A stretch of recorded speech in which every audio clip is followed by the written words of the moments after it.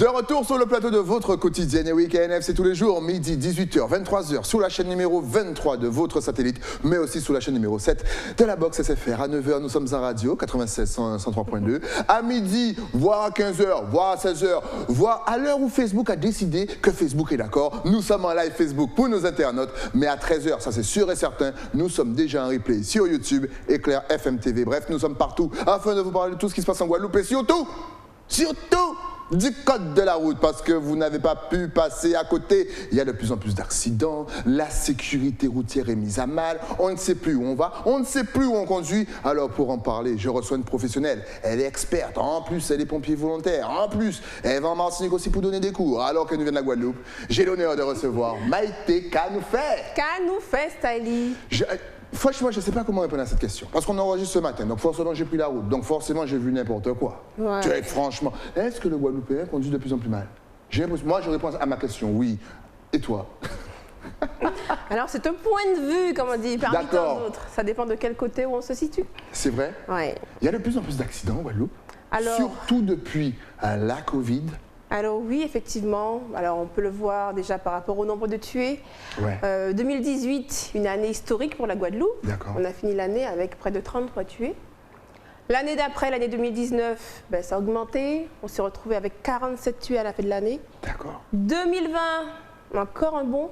Là, on se retrouve avec 51 tués. Et l'année dernière, 2021, l'hécatombe. 2021, mais on n'était pas censé être enfermés? Alors normalement oui, parce qu'on a eu successivement des confinements, des barrages, des couvre-feux. On a eu des couvre-feux, mais on a fini l'année malheureusement avec près de 65 tués. Alors quand tu dis tués, est-ce qu'on compte les personnes au volant de leur véhicule ou qu'elles soient mises en cause ou responsables ou autres, ou est-ce que tu comptes aussi les piétons souvent qui sont tués sur la route? Alors c'est exactement ça. Puisque quand on parle de tuer sur la route, qu'importe finalement la catégorie d'usage, qu'on soit piéton, qu'on soit cycliste, qu'on soit automobiliste, qu'on soit en voiturette, voilà, on va être comptabilisé. Mais il y a une petite définition à connaître. En sécurité routière, quand on parle de tuer, il faut malheureusement que la personne décède dans les 30 jours qui suivent l'accident.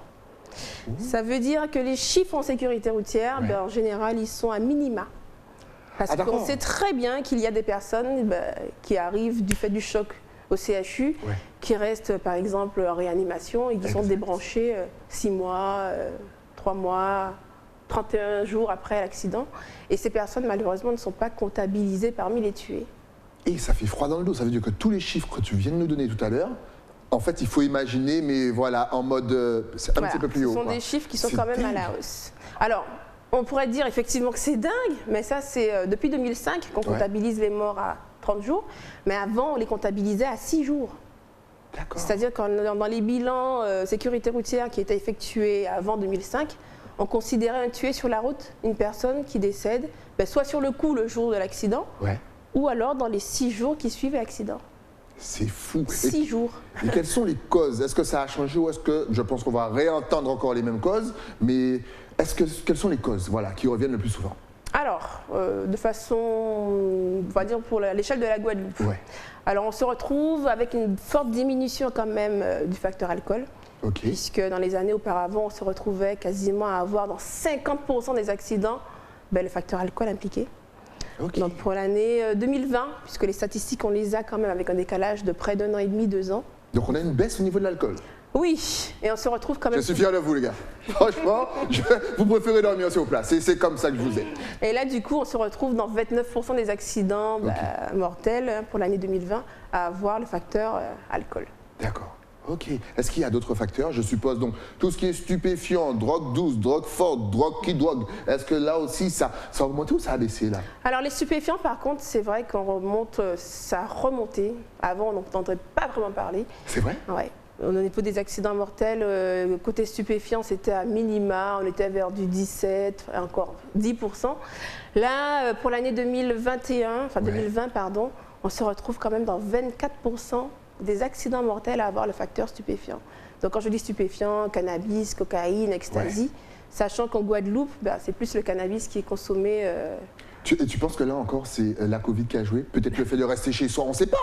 Je vais inviter un psychologue pour savoir ça, sur nos réflexes quotidiens, la conduite, nos rapports entre chacun. Mais est-ce que tu penses que là aussi, le fait de rester chez soi, à glander, a fait que bon, l'esprit a essayé de s'occuper, patati patata, on a gardé de vieilles habitudes et puis on est retourné sur la route avec? Alors c'est ça, c'est qu'on est des humains. Ouais. Donc on n'est pas des robots, c'est pas tous les jours je prends la voiture, j'ai le même itinéraire, j'ai la même trajectoire, même si je fais la même route. Mais il ne faut pas oublier une chose, c'est que les gens conduisent avec leurs soucis. Tout à fait. Avec le stress.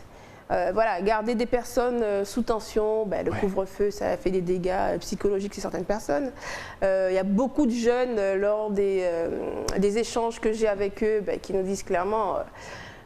ça stressait quoi, il fallait rentrer avant 1h, donc ils speedaient, alors qu'en temps normal ils auraient peut-être pris leur temps. Et certains disent aussi, mais grâce au couvre-feu, ça m'a évité de moins se consommer. Enfin, c'est vraiment au cas par cas. Ouais, c'est vrai. Mais bien souvent, on se rend compte que les gens se tuent tout près de chez eux, quoi. C'est vrai. Ouais, vraiment dans un petit rayon là, de moins de 3 km de la maison, à côté du travail, dans leur trajet habituel, dans les conditions idéales en fait. Okay. Et le respect du code de la route. Parce qu'on voit de plus en plus d'infractions. Une fois qu'on a mis alcool, vitesse, parce qu'on n'a pas parlé de la vitesse. Ouais. Effectivement, tu embrayais effectivement sur la vitesse, le fait de vouloir entrer avant le couvre-feu, le fait de vouloir aussi arriver à l'heure au boulot, alors qu'on est coincé avec un camion des auto-écoles, etc., depuis au moins 1h50. Ça sort du vécu personnel, ça. Franchement.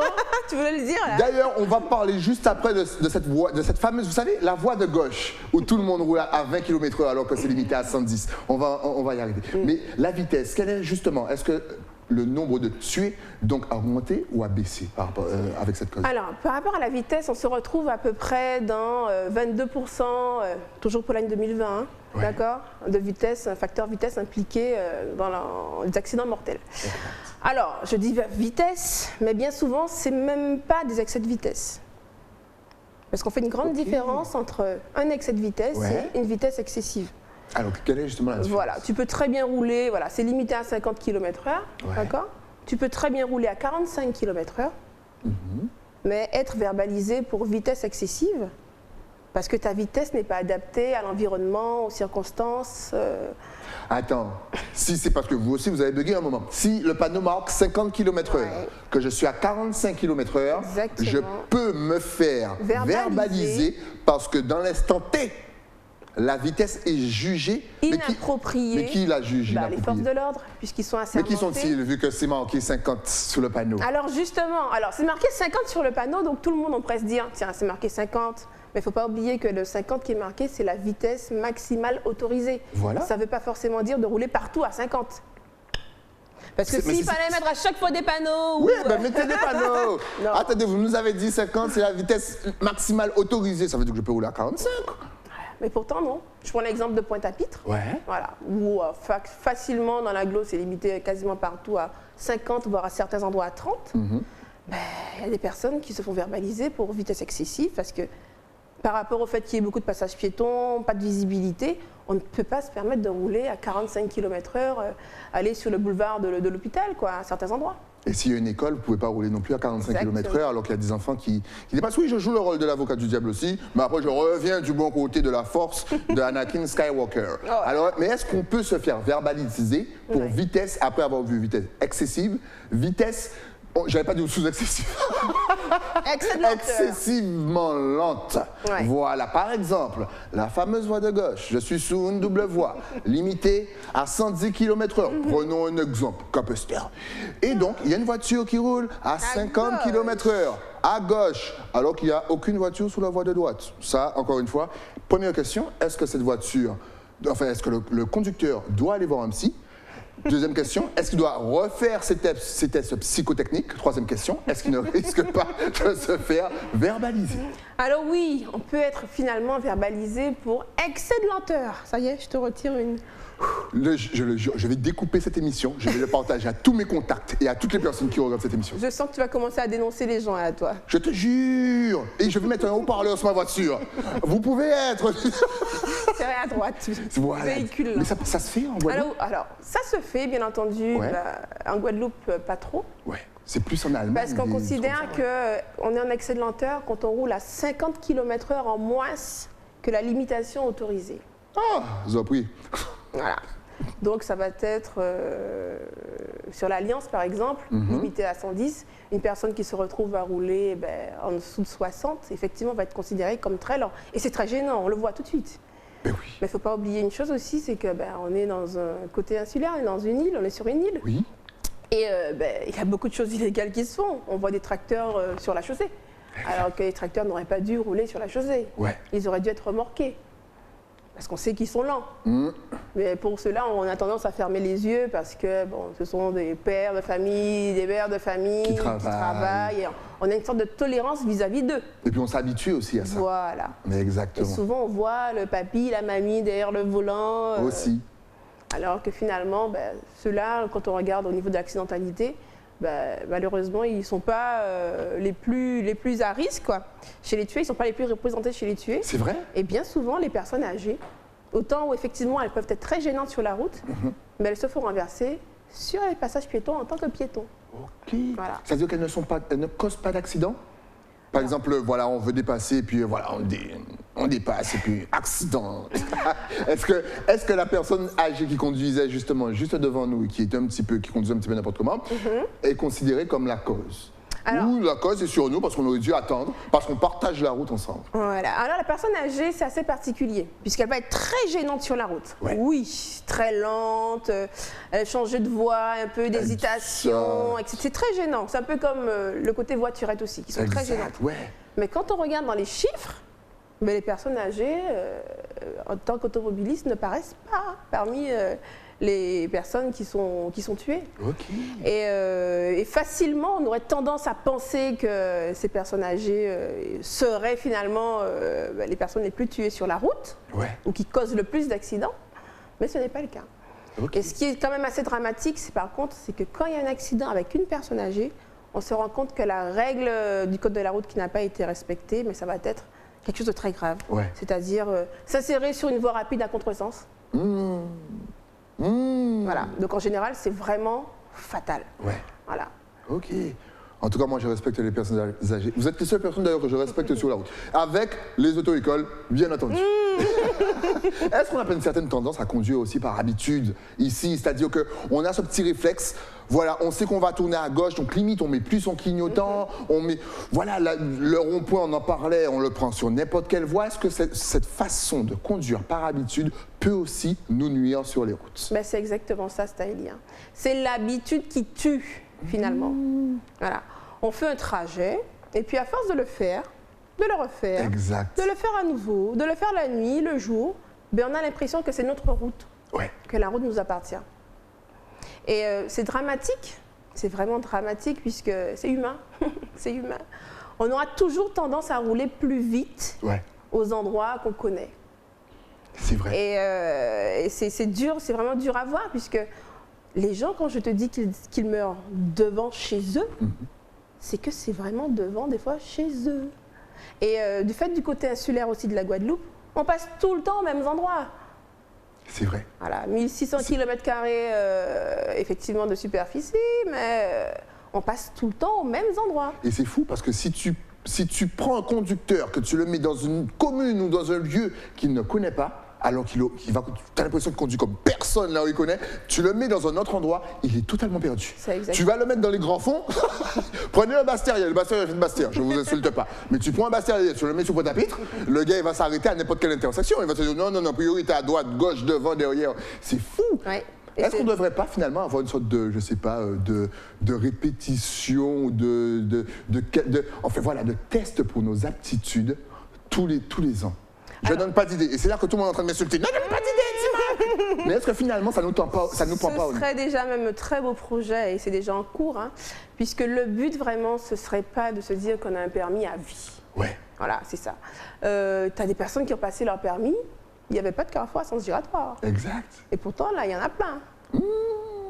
Donc, l'idée, ce serait qu'on puisse à chaque fois ne pas penser finalement que le permis, c'est un acquis à vie, mais ne pas hésiter aussi à aller à l'auto-école, puisque bien souvent, on pense que l'auto-école, c'est uniquement pour les personnes qui n'ont pas le permis. D'accord. Mais des fois aussi, on fait des cours de perfectionnement pour permettre à certaines personnes, sur des thématiques, notamment les créneaux, les rangements, etc., de se perfectionner pour être plus à l'aise.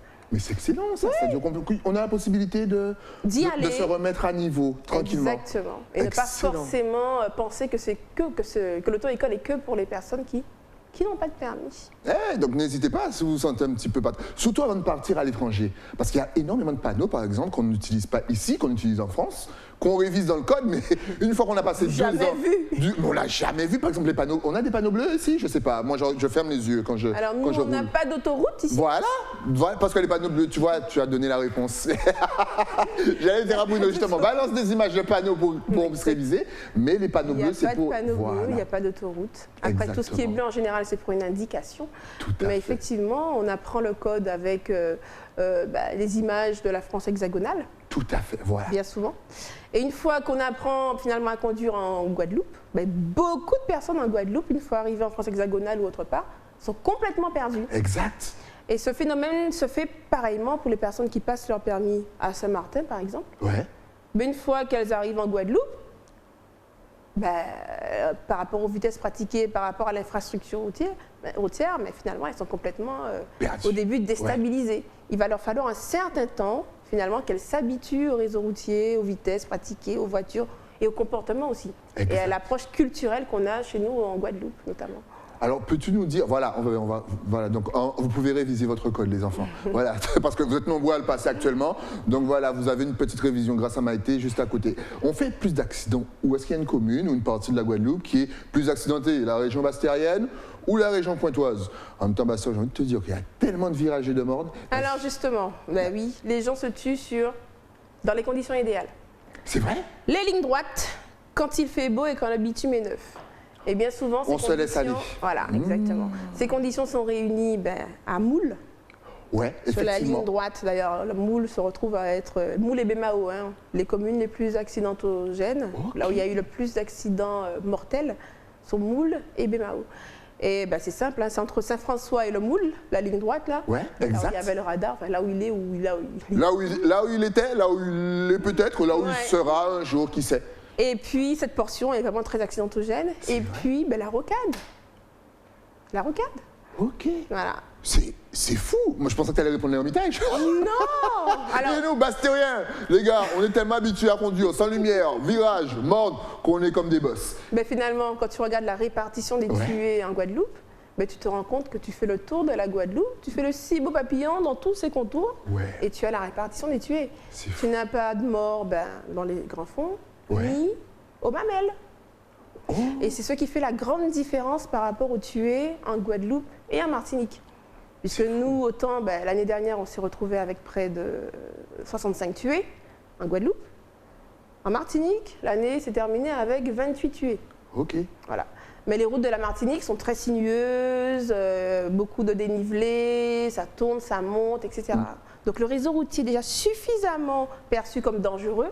Mais qu'est-ce qu'ils font les conducteurs? Et bien finalement, ils sont plus vigilants, ils pratiquent des vitesses moins élevées, etc. Mais chez nous en Guadeloupe, où, entre guillemets, les routes sont larges, les routes sont confortables, si tu as envie d'envoyer un petit SMS style, tu vas le faire où? Exact. C'est vrai. C'est un vieux réflexe. Alors, en plus, c'est bien, tu me donnes une perche extraordinaire, puisque, voilà, donc on le sait, le portable est interdit. Mais on l'avait dit dans ta toute première émission, il y a énormément d'interdictions, et j'en parle souvent avec mes amis, ils sont souvent choqués.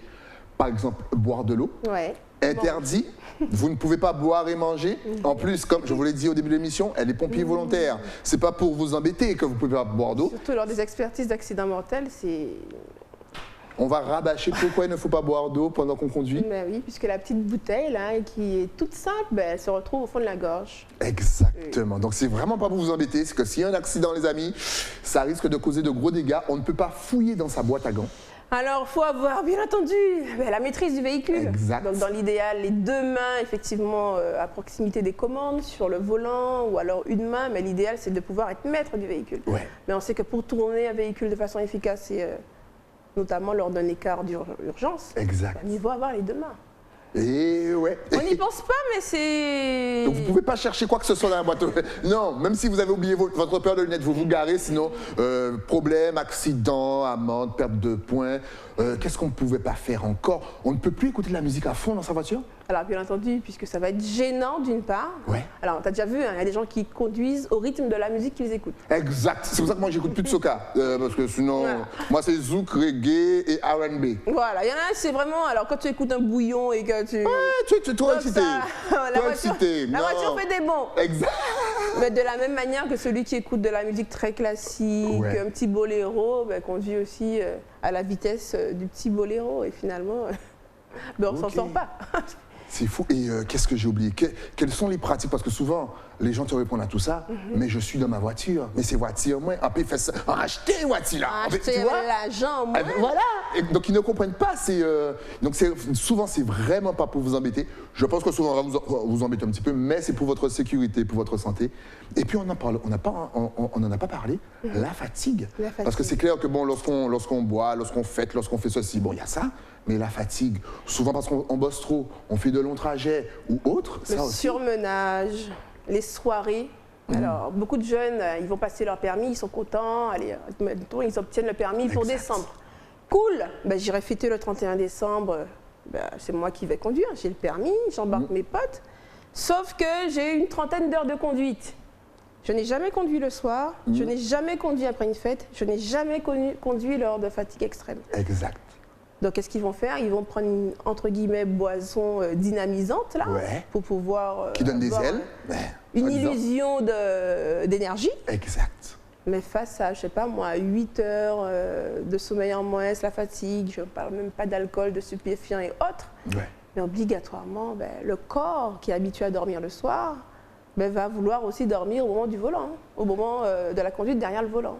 Justement, est-ce qu'il y a quelque chose qui peut nous enlever cette fatigue? Café, écouter la musique à fond, même si maintenant vous l'avez vu, on ne peut plus trop faire ça, ou même baisser les vitres pour avoir du vent. Alors, il y en a même pour avoir cette sensation de ne plus s'endormir au volant. Ouais. Qu'est-ce qu'ils font? Ils accélèrent un petit peu plus. Voilà, Ouais. pour se mettre légèrement un peu plus en danger, pour soi-disant garder un certain éveil. Ouais, exact. Sauf que c'est un piège. Ça va fonctionner pendant quelques minutes, cette sensation, puisqu'effectivement, le corps va sécréter de l'adrénaline, puisqu'on Ouais. s'approche du danger. Donc, on a une sensation d'éveil, mais il y a un moment donné où il y aura des micro-coupures. Parce que quand le corps ne peut plus, il ne peut plus. Exact. Mais une seconde les yeux fermés, une seconde, même des fois, je dis les yeux fermés, mais dormir les yeux ouverts. Dormir les yeux ouverts. vous imaginez? Non, je ne dors pas. Je ne dors pas. Non, je dors. Et c'est fou. Tu t'imagines des C'est fois, lors terrible. des accidents, notamment une expertise qui m'avait un petit peu choquée, c'était un petit jeune là, sortait de soirée et tout, accidenté sur le bas-côté, et qui s'était endormi, hein, tranquillement. Il a fait l'accident et il Il s'est a endormi. fait l'accident, et puis il est resté dormir sur le bas-côté. Donc quand on est arrivé, etc., effectivement, il était un petit peu choqué, mais dans son rêve, quoi. Ouais. On avait beau lui dire, mais écoute, tu viens d'avoir un accident. Monsieur, grand-mère m'a arrêté là, déposez-moi là. Ok, l'hôpital des mères, ok, voici ces gendarmes-là après. C'est Quand fou. le corps ne peut plus, Ah ouais, il peut plus. il peut plus, c'est le Ouais. blackout total. Donc si vous vous sentez fatigué, vraiment, restez posé quelque part parce que c'est vraiment très dangereux. Et on ne peut même pas finalement verbaliser quelqu'un pour excès de fatigue puisque ça ne peut pas se mesurer. Ouais, Ouais. c'est ça. Ouais. C'est fou. Donc le surmenage.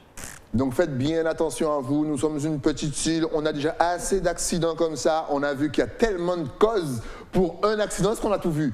Ah non, Stylie, on pourrait en On va parler rester des pendant- heures et des heures. Vas-y, on va balancer un dernier. Alors, une autre cause. Vas-y, là, comme ça, d'accident. Ici, en Guadeloupe, on a vu la fatigue, les stupéfiants, l'alcool, la vitesse, vitesse. l'habitude, la non-maîtrise de la musique, peut-être, les mauvaises. C'est quoi? Téléphone. Ah, le téléphone, oui! Téléphone. Le on n'y téléphone. pense pas souvent. Parce que bien souvent, lors des accidents, les gens qui étaient au téléphone, ils ne le disent pas forcément. Donc ils balancent le téléphone et c'est après, en catimini, 2, 3, 4 jours après, lors des visites, qui finalement, ils me disent, bah, finalement, en fait, j'ai envoyé un SMS, j'étais au téléphone. Voilà. Et mis à part, donc, SM, parce qu'on le sait, l'avoir dans la main, c'est interdit, et patati et patata. Mais tout ce qui est Bluetooth et compagnie, est-ce qu'on peut? Ou est-ce que ça cause quand même une certaine déconcentration? On a vu avec la fameuse pub, waouh, quand tu conduis, genre, c'est moi qui raccroche. Donc, est-ce que finalement, il ne faut rien avoir comme distraction? Ben, on a un seul cerveau qui, normalement, si on est dans une voiture, doit être dans les conditions optimales pour conduire. Bien sûr. Si on rajoute une tâche, quelle que soit la tâche, on va prendre la tâche de téléphoner, par exemple. Ouais. ben, le cerveau, il faut qu'il répartisse les 100% d'attention. Voilà. Donc une double tâche qui se présente au cerveau, ben, il va la traiter aussi. Exact. Donc si on a allé à peu près 80% de focalisation sur la conduite, ben, en fonction de qui va t'appeler, Stylie, C'est ça. il faudra répartir là. Eh oui, c'est ça. Donc si tu entends « Allô chéri doudou », Stylie, Tu vas... ben, tu passes à 10% sur la route, C'est clair. 90% au niveau de la perception auditive. Parce qu'il ne faut pas raconter n'importe quoi. Puis il faut être attentif. Voilà. Parce que lorsqu'une femme caribéenne vous dit quelque chose, il faut retenir ce qu'elle vous dit. Sinon, elle va vous sortir, tu ne m'écoutes pas. Ben oui.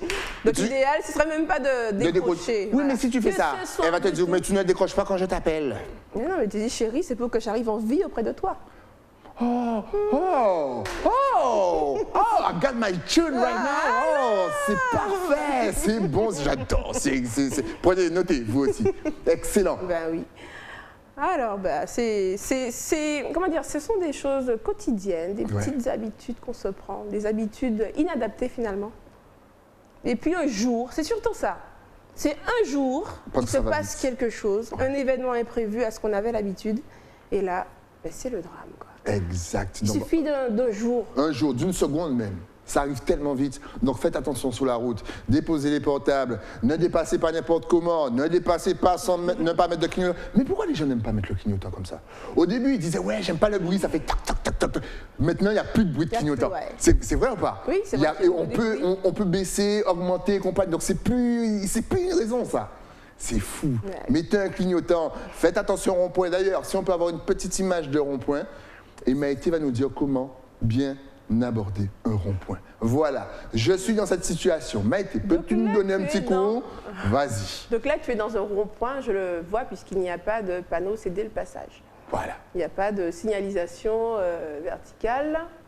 Mais par contre, ton rond-point là, je ne vois pas bien au loin, puisqu'il y a quand même le marquage au sol, c'est ça? Ouais. Ouais, il n'y a pas le Mais panneau. ça, c'est un rond-point de Créteil, ça. Donc, on voit que, tu vois... Il n'y a pas les panneaux, mais pourtant, il y a le marquage au sol. Donc, ce n'est pas un rond-point. D'accord. C'est Donc, un c'est quoi? carrefour à sens giratoire. C'est un carrefour à sens giratoire. Voilà. Donc, normalement, il aurait pu avoir les panneaux en plus en appui, le céder le passage. Donc s'il j'arrive. n'y a pas de panneau, c'est un carrefour à sens giratoire. S'il n'y a pas de panneau et de marquage au sol, c'est un carrefour à sens giratoire. Ça, c'est pour les futurs. Non, c'est un rond-point, pardon. C'est un rond-point. Oui. Voilà, attendez, voilà, excusez, c'est pour nous. Donc les jeunes, notez bien. Voilà. J'arrive dans cette situation. C'est un carrefour à sens giratoire. Je suis la voiture bleue, donc, et je veux aller tout droit. Ben, si tu es la voiture bleue, tu ne peux pas aller tout droit. D'accord. Parce que tu es déjà sur la voie de gauche. Ah, exactement. Voilà. Donc pour aller tout droit, je me prends l'exemple de la voiture blanche. Je veux aller tout droit, et ben je reste sur la voie de droite. C'est très important ce que tu veux dire. Si on est sur la voie de gauche et qu'on veut aller tout droit, c'est plus possible. Puisqu'à un moment donné, il faudra qu'on coupe la voie et qu'on gêne. Si on se positionne sur la gauche, c'est pour soit tourner à gauche ou faire demi-tour. Quand je suis la voiture blanche, La voiture blanche a deux choix, soit elle peut aller à droite ou en face. Pour aller à droite, voilà. elle met tout de suite le clignotant à droite ok. et elle sort à la première sortie en sortant par la droite. D'accord. Pour aller tout droit, est-ce qu'elle doit mettre le clignotant? Pas tout de suite. Voilà. Pour aller tout droit, elle va rester bien à droite. Et une fois qu'elle elle sera arrivée au niveau de l'endroit où ça sert les autres véhicules, elle met son clignotant pour sortir en face. Excellent. Et la voiture bleue ne peut bien sûr pas aller à droite. Exactement, non. Et si la voiture blanche veut aller à gauche, est-ce qu'elle peut? Alors ça va être quand même possible. C'est vrai? Ouais. Puisque le fait de rester à droite et d'aller à gauche ou faire demi-tour, c'est déjà possible pour les poids lourds. Ok. C'est-à-dire, tous les poids lourds n'ont pas l'obligation, enfin, ne peuvent pas se retrouver sur la voie de gauche. D'accord. Donc un poids lourd, il est obligé de rester à droite, que ce soit pour aller à droite, que ce soit pour aller en face, que ce soit pour aller à gauche, que ce soit pour faire demi-tour. Ok, mais ça c'est pour les poids lourds. Pour les poids lourds. Mais les petites voitures maintenant, Ouais, la condition c'est que pour les personnes qui ne savent pas quelle sortie prendre, ouais. le code de la route quand même leur permettent de rester à droite Ok. et de faire tout le carrefour giratoire ou le rond-point en restant à droite Ouais. pour sortir à gauche ou faire demi-tour. Mais c'est dangereux ça. C'est dangereux, Ouais. Et bien entendu, il faudra bien contrôler Bien au niveau entendu. des angles morts. Est-ce que là aussi c'est une cause d'accident? Alors, Ne pas utiliser ses rétros, extérieur et intérieur. Oh, ça bien. Mais c'est tellement. Mais quand tu les vois se déporter sur la route, tu te dis, mais jamais elle a regardé son rétroviseur. Voilà. Merci, monsieur Bruno. Il maîtrise tout. Non, mais aujourd'hui, là, je suis prêt pour vous. Je suis chaud. Alors, voilà ce qu'il faut regarder. Vas-y, parle-nous un petit peu de cette image. Alors, c'est vrai que quand on tourne, où on change de direction, ou encore on fait un écart, on fait un dépassement, c'est vrai qu'il faut analyser l'environnement. Ouais. Nous, humains, avec notre tête, nos yeux, on voit quasiment à 180 degrés en face. Sauf que nous, ce qui nous intéresse, notamment lors d'un dépassement, c'est qu'est-ce qui se passe derrière. Exactement. Voilà. Et pour voir ce qui se passe derrière, on est limité. Donc c'est pour ça qu'on a les rétroviseurs. Donc la première chose à faire, ce serait déjà de savoir, en contrôlant dans le rétroviseur intérieur, qui me suit, quel est le gabarit, est-ce qu'elle est toute près, la voiture, ou pas. Une fois qu'on a pris l'information, finalement, à l'arrière, est-ce que c'est possible? Est-ce qu'il n'a pas mis son clignotant pour me dépasser, par exemple? Exact. Finalement, contrôler dans le rétroviseur extérieur gauche pour voir est-ce qu'il y a ou pas un véhicule sur le point de me dépasser. Exact. Mais jusqu'à là, pour l'instant, ces 2 contrôles sont insuffisants. Il ne faut surtout pas oublier de tourner la tête dans l'angle mort. Donc l'angle mort, c'est l'angle dans lequel on ne voit pas. Ouais. Si on tourne sa tête pour voir s'il n'y a pas un véhicule, un motard, qui circule peut-être à la même vitesse que nous. Exact. Et qui finalement, on le verra que si on tourne la tête. Et c'est là où malheureusement les motards se font beaucoup avoir, se font renverser. C'est une grosse problématique. Et on n'y pense pas assez. Surveillez bien nos motards, parce que c'est vrai qu'ils arrivent d'un seul coup, parce que c'est très rapide. Et puis on salue tous ceux qui font le gros vroom. Donc on casser les rétroviseurs aussi. Voilà, exactement. En tout cas, vous avez déjà compris que le prochain thème avec Maïté, on va vous faire réviser le code de la route en mode panneau, couleur de panneau, patati et patata. Là, on a parlé des accidents. On vous a donné deux petites astuces, rétro, de rond-point, sens giratoire. Mais Maïté, si on veut te poser plus de questions, ou si on veut voir ton travail, ou parce que tu vas développer bientôt, très bientôt, suivez Maïté, parce qu'elle va développer quelque chose de grand. Est-ce que tu es connecté sur les réseaux sociaux? Site internet, Facebook, Instagram, WhatsApp, mail? Vas-y, donne-nous tout, même si je sais que tu n'as pas tout. Très simple. Regarde juste là. Je suis en pleine transition. Alors, la Guadeloupe, la Martinique, la Guyane, je vous réserve quelque chose de grandiose. Ça, Stanley l'a dit. Exact. Et donc, pour l'instant, pour me joindre, contactez-moi au 06 90 53 28 27. Voilà. Excellent. Puis une petite adresse mail, contact@securiformation.fr. Oui, ça existe, Sécuri Formation. Vous faites comme si vous avez manqué. Sécurité, vous enlevez le T, vous collez formation à la place avec un S. .fr. On précise bien, celles et ceux qui sont devant leur télé se demandent mais pourquoi ils précisent comme ça? Parce que je vous rappelle qu'à 9h, nous sommes en radio 96 103.2, donc c'est pour toutes celles et ceux qui sont en train de conduire, en train de se dire Stanley est en train de nous critiquer. D'ailleurs, c'est peut-être lui qui vient de nous dépasser. Maïté, merci d'être passé sur le plateau. Avec plaisir, Stanley. Quand tu auras fini de voyager entre la Guadeloupe, la Martinique, Saint-Martin, la Guyane, et que tu auras un petit peu de temps pour nous, simples mortels, tu repasses nous voir sur le plateau? Avec plaisir. Merci à toi et attention sur la route. Toujours. Nous, on se retrouve bien entendu demain pour un nouveau numéro de KNF. Le temps, bien sûr, pour moi de remercier mon partenaire, celui qui m'a offert ce merveilleux pull que vous kiffez. Et oui, mesdames, achetez un pull pour votre homme, pour votre frère ou pour votre papa. Mais pour ceci, il faut descendre à Basse-Terre et aller à l'écran. Vous demandez Nathalie ou sa mère. C'est la famille, c'est Basse-Terre. Nous, on se retrouve donc toujours sur la chaîne numéro 23 de votre satellite 7 sur la box SFR, Éclair TV. À demain.